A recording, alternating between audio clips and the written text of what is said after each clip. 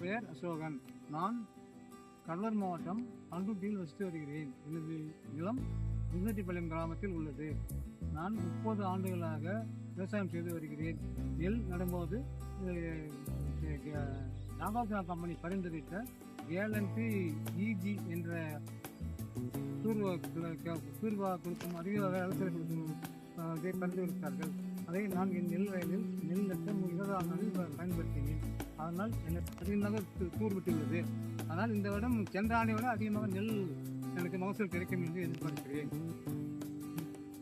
விவசாயிகள் அனைவரும் இந்த நாகார்ஜுனா கம்பெனியின் கேலண்டை நான் உபயோகித்த மாதிரி இப்போ நீங்களும் நிலத்தில் விட்டு நல்ல மகசூல் கிடைக்க வேண்டிக் கொள்கிறேன்.